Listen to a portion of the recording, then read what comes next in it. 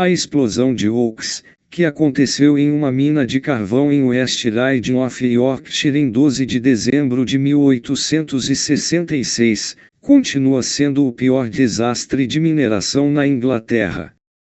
Uma série de explosões causadas por Grisú destruiu as obras subterrâneas na Oaks Colliery em Royal Mill perto de Stairford em Barnsley, matando 361 mineiros e socorristas. Foi o pior desastre de mineração no Reino Unido até a explosão de Senghenydd em 1913 no país de Gales.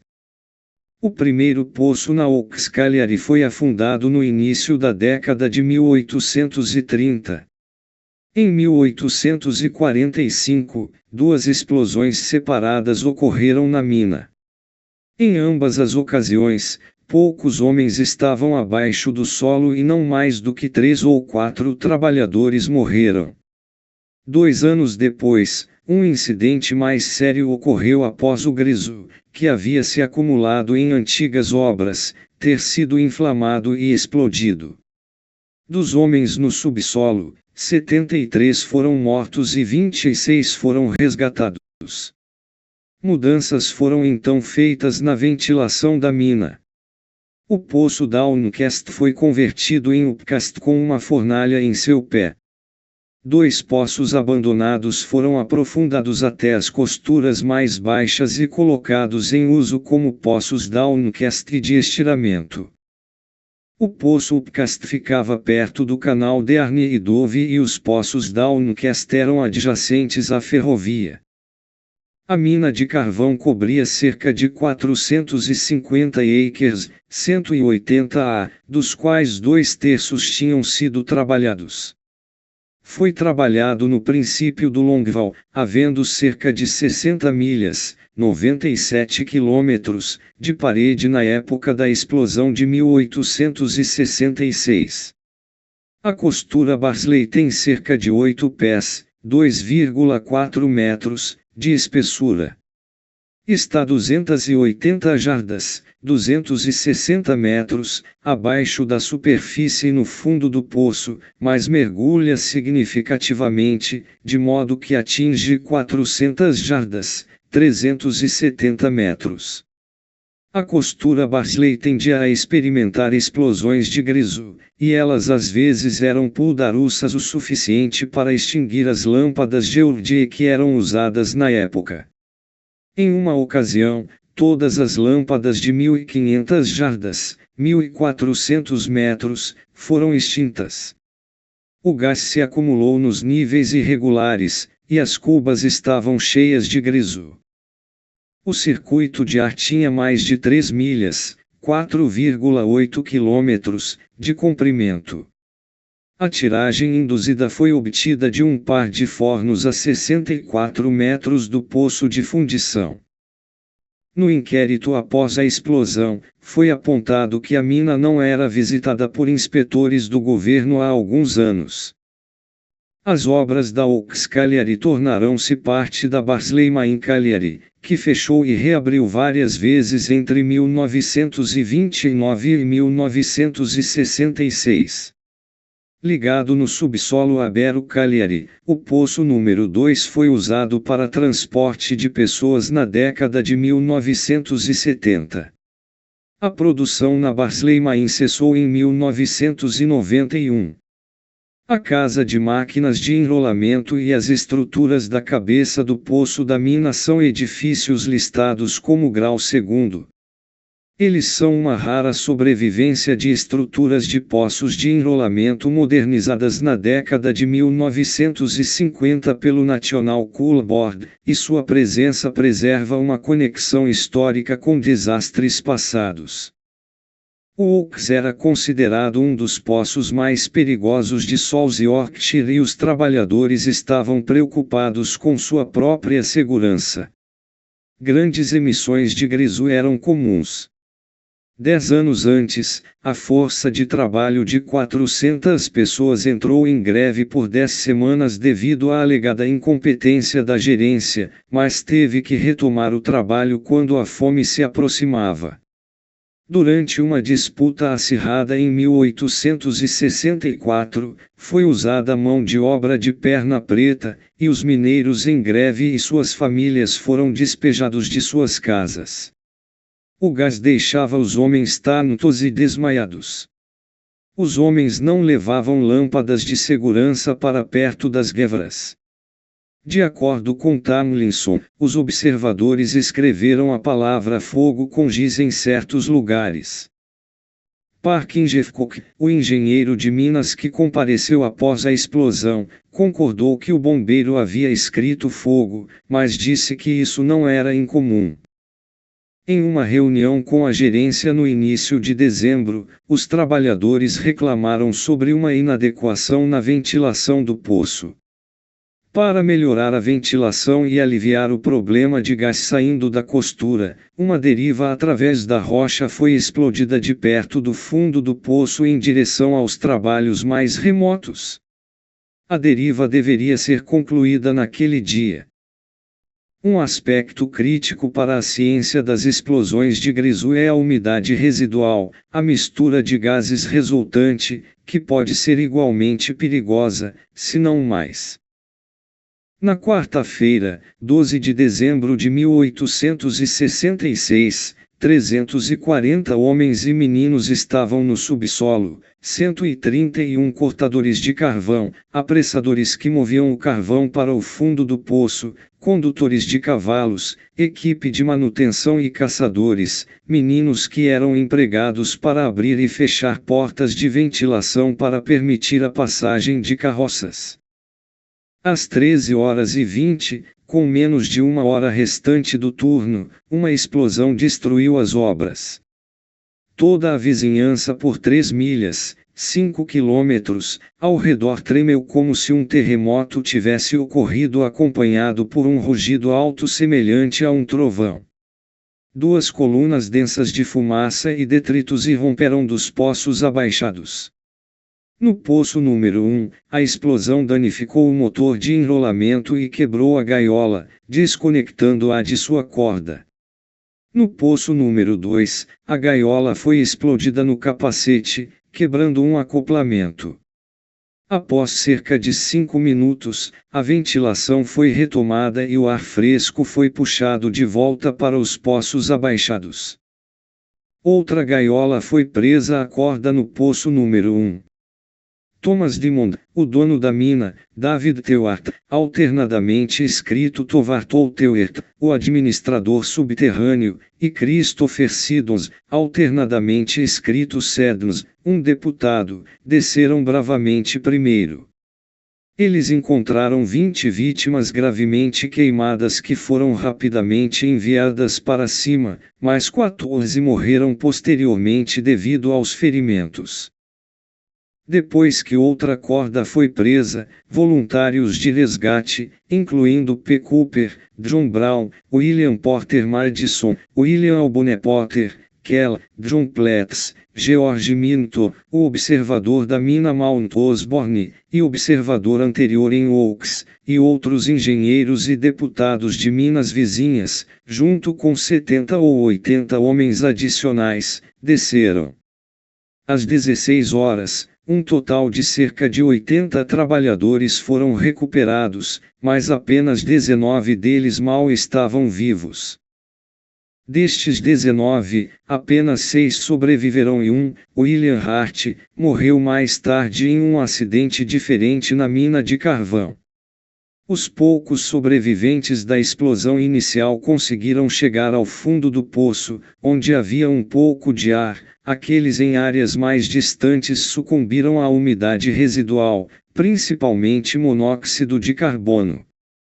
Os mortos foram levados para suas casas.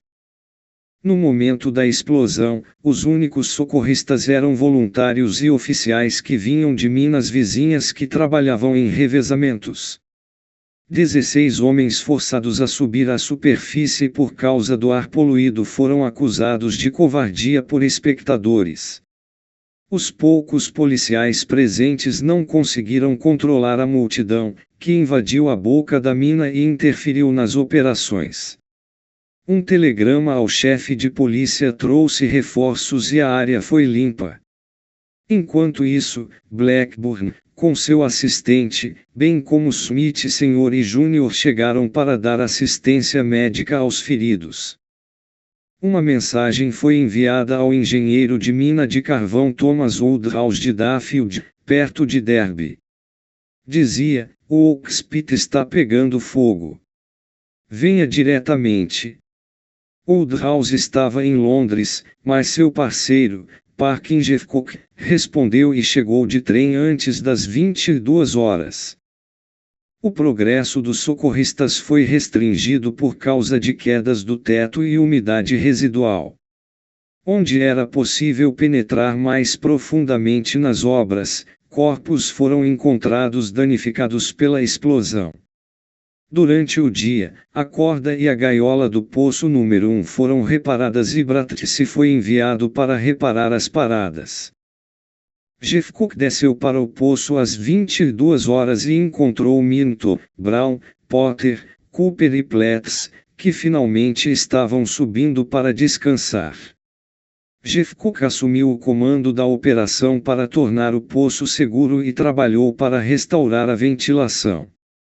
Dimond e Brown, que estavam supervisionando as operações, perceberam antes do final do primeiro dia que todos os homens restantes no subsolo deviam estar mortos e, à meia-noite, as operações subterrâneas foram encerradas. À 1h30, a maioria dos homens abaixo do solo subiu devido a um alarme falso e Minto foi com John Smith, o engenheiro de mineração da Lundin Colliery, para investigar. Minto e Smith encontraram Tewart, que lhes deu instruções para a localização de Jeffcock no final do Monte de Pedras. Jeffcock, Minto e Smith subiram as paradas de verificação do nível do motor. No meio do caminho, eles encontraram um forte soprador de choquedamp, principalmente dióxido de carbono e nitrogênio, que era responsável por grande parte do ar poluído. Minto, Jeffcock e vários outros permaneceram na mina e trabalharam durante a noite até a manhã seguinte. Logo após as 5 horas da manhã, Minto subiu para selecionar e organizar um grupo de cerca de 100 homens para recuperar corpos. Jeffcock permaneceu abaixo tentando restabelecer ventilação efetiva. O grupo de resgate e recuperação de cerca de 70 homens foi liderado por Smith, Tewart, William Sugden, vice-mordomo, Siddons, e 2 bombeiros Thomas Madden e William Stevenson. A primeira explosão ocorreu por volta das 8h30. Matthew Haig, alternadamente Ray, um delegado noturno, estava no subsolo com Sugden no comando de um grupo de homens a cerca de 650 jardas, 590 metros, do fundo do poço. A corrente de ar mudou rapidamente de direção, um sinal claro de uma explosão, e os homens correram para o fundo do poço para serem retirados, embora Sugden tenha ficado para trás, pois sentiu que era seu dever. No inquérito, Haig descreveu: descobri que o ar se voltou contra nós e nos revoltamos novamente. Ou seja, fomos sugados para trás e para a frente em consequência da explosão. Eu sabia disso, pois sou um dos sobreviventes da explosão de 20 anos atrás. A primeira gaiola surgiu com 16 homens amontoados nela, a gaiola normalmente era destinada a carregar 6. Aqueles que esperavam no fundo do poço se abrigaram e até se despediram enquanto esperavam ansiosamente que a gaiola retornasse. No meio disso, Minto desceu para ver o que estava acontecendo. Ele perguntou a Tewart onde estavam Jeffcock e Smith, de Lundin, e, após uma breve busca, passou 5 minutos conversando com Tewart, Barker e Siddons. Ele retornou à superfície às 8:50 para conferir com os engenheiros. Jeffcock havia enviado uma mensagem anterior dizendo que achava que a mina estava esquentando e aconselhou que a temperatura do poço fosse monitorada. Um termômetro foi abaixado para verificar quando a segunda explosão ocorreu às 8:55. Drummond, Minto, Brown, Potter e Smith, de Monkfield, se reuniram ao redor do poço da fornalha para verificar o estado do ar e foram jogados no chão. A gaiola número 1 foi explodida no capacete, densas nuvens de fumaça foram emitidas e grandes madeiras em chamas foram arremessadas no ar. Esta foi uma explosão maior do que a primeira. Uma gaiola foi abaixada e logo depois erguida, mas retornou vazia. Era evidente que os 28 socorristas ainda abaixo do solo, incluindo Jeffcock, Stewart, Siddons, Sugden, Smith, Dilundil, Barker e outros 22, estavam mortos e pouco poderia ser feito para recuperar os corpos. Às 19:40, uma terceira explosão lançou fumaça preta do poço número 2, o poço abaixado. A cabeça do poço foi considerada insegura e os espectadores foram movidos para uma distância segura. Enquanto isso, um telegrama da Rainha Vitória no castelo de Windsor chegou perguntando sobre a explosão e a perda de vidas. O desastre atraiu publicidade massiva. Entre 4 e 5 da manhã de sexta-feira, 14 de dezembro, o sino de sinalização do poço número 1 tocou. Os engenheiros de mineração foram chamados e uma garrafa de conhaque e água foi baixada por uma corda. Quando a corda foi levantada novamente, eles descobriram que a garrafa havia sido removida. Como a gaiola não estava utilizável, uma polia improvisada foi instalada e um pequeno croquete, balde, foi preso. John Imamat, o engenheiro responsável, se ofereceu para descer o poço. Outro voluntário foi procurado e Thomas W. Imbleton Jr., com a permissão de seu pai, T. W. Imbleton Sr., também desceu. Mamat e Imbleton Jr. colocaram um pé no croquete e seguraram a corda enquanto desciam. Devido à sua falta de estabilidade inerente, a corda torceu e os balançou enquanto eram baixados, então foi com dificuldade que eles evitaram ser vencidos pela tontura enquanto se defendiam de colisões com as paredes usando o braço livre. Além de tudo isso, eles carregavam 4 frágeis lâmpadas de segurança protegidas da água sob suas roupas. Os homens foram inundados por correntes de água enquanto desciam e o rugido da água tornou a comunicação quase impossível.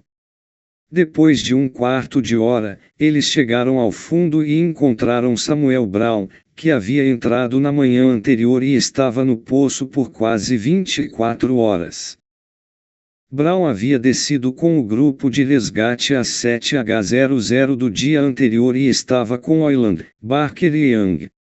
Eles se abrigaram em um buraco de luz quando a segunda explosão maior aconteceu e Brown ficou inconsciente. Quando ele acordou, ele descobriu que seus companheiros estavam mortos embora, estranhamente, não haja Young entre as listas de vítimas e vagou até a base do poço número 2. Não encontrando nada, ele foi até o poço número 1 e tocou o sino. Ele relatou que não viu nem ouviu nenhum sinal de vida de ninguém depois das explosões. Mamat e Imbleton Jr. se aventuraram um pouco nas obras, mas não encontraram nenhuma outra pessoa viva e viram que as obras ainda estavam pegando fogo. Eles amarraram Brown à corda e estavam prestes a partir quando Mamat foi desequilibrado e jogado na água abaixo. Ele conseguiu agarrar o balde para não se afogar e os 3 se equilibraram precariamente na ração enquanto eram içados para a superfície. No sábado, 15 de dezembro, mais 6 explosões ocorreram. Uma reunião entre os observadores da mina e o inspetor do governo concluiu que nada mais poderia ser feito por aqueles abaixo, e com a mina em chamas, a única opção era selá-la para extinguir o fogo. Na segunda-feira seguinte, 17 de dezembro, o trabalho começou a selar os 3 poços. As explosões continuaram por quase mais uma semana. De 30 de janeiro a 5 de novembro de 1867, verificações de hora em hora foram feitas nos poços até que fosse considerado seguro reabri-los. Tomlinson descreve uma visita que fez à cabeça da mina durante esse tempo. Um poço foi preenchido sufocante de terra e lixo, o outro tinha um andaime de madeira suspenso por cordas de arame, e descido cerca de 20 jardas. Sobre esta gaiola foi primeiro empilhada palha, e então argila empoçada, de modo que, exceto uma pequena abertura de um tubo de ferro temporário, que contém uma válvula para fechar ou abrir o orifício à vontade, este poço, também, foi selado.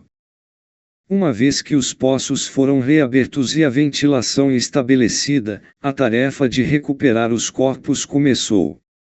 O corpo de Jeffcock foi descoberto no sábado, 2 de outubro de 1869, e enterrado na segunda-feira seguinte. A mina de carvão foi reaberta em dezembro de 1870. Os 150 corpos ainda no subsolo foram recuperados. Foi notado em relatórios contemporâneos que alguns dos corpos foram suficientemente preservados para permitir a identificação. No domingo, 16 de dezembro, trens especiais cheios de turistas correram para Barnsley de Leeds, Wakefield, Sheffield e Manchester. As estradas para a mina de carvão estavam cheias de turistas e veículos.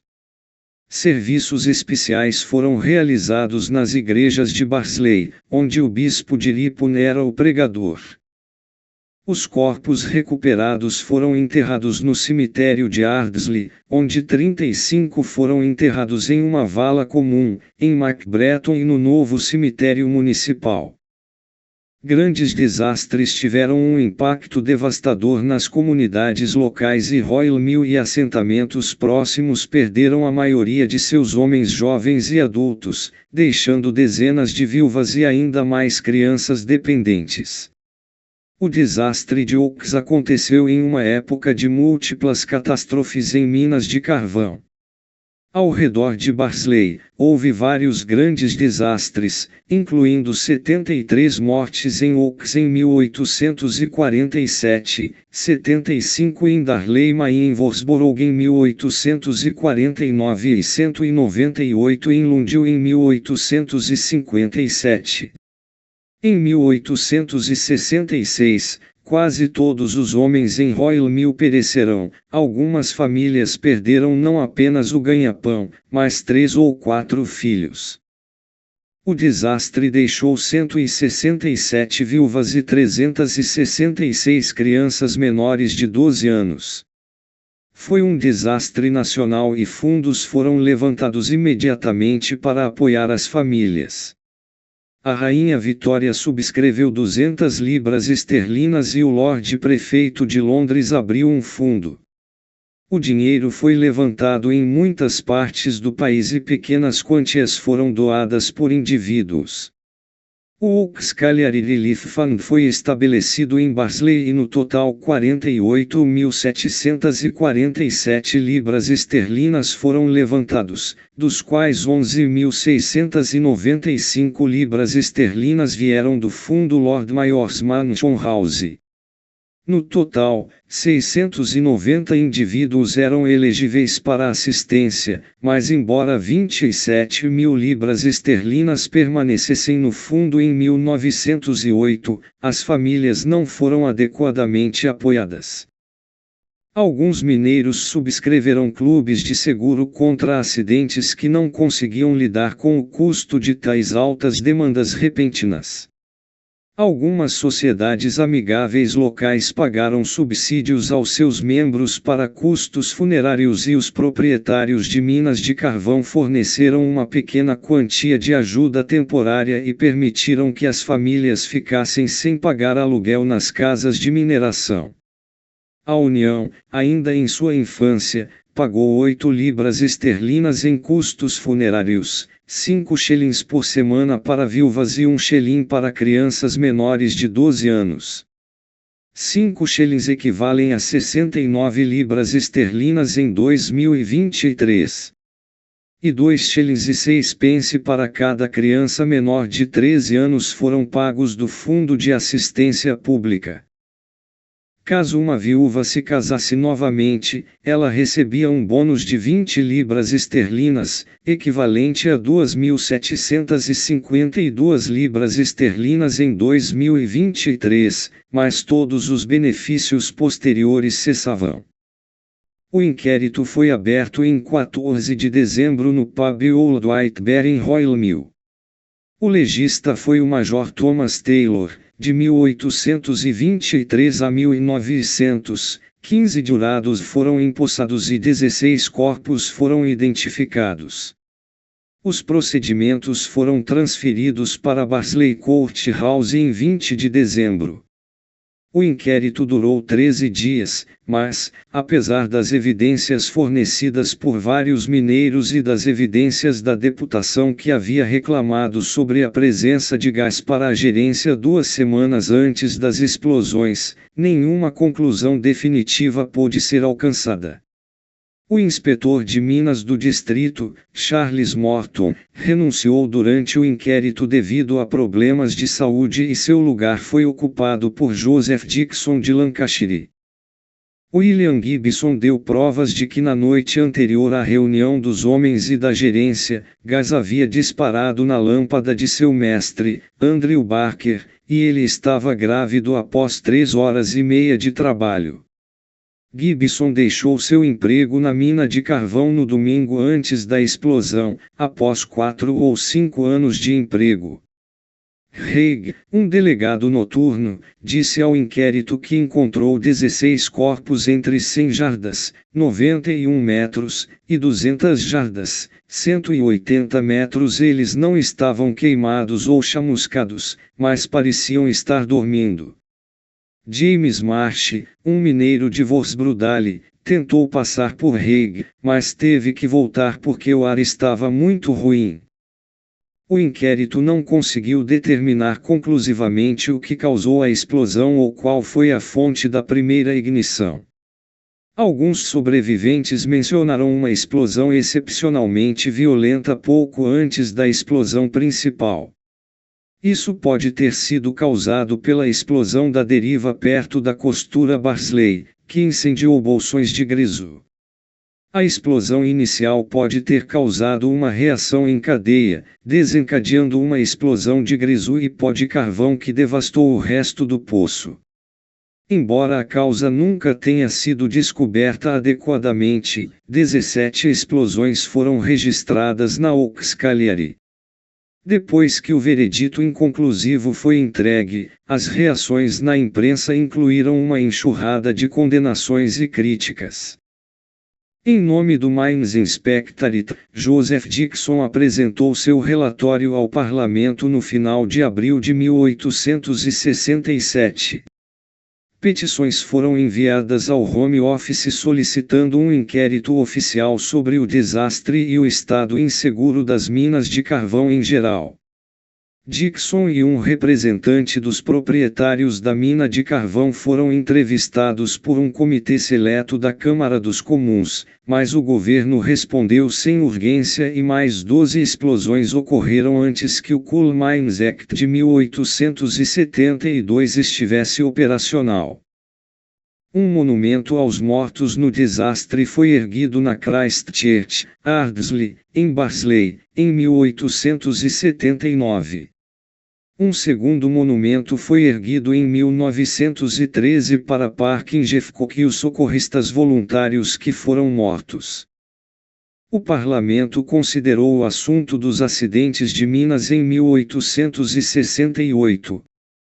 Durante 1865-6, as mortes de 2.468 trabalhadores levaram a pedidos para que mais fosse feito para prevenir tais acidentes. Os inspetores visitaram depois que os acidentes ocorreram e nada foi feito para preveni-los.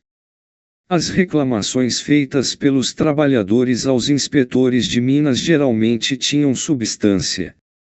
Um aumento no número de inspetores foi considerado, mas as condições só poderiam melhorar quando as minas fossem melhor administradas. Gerentes não qualificados e seus subordinados, espectadores subterrâneos precisavam de educação.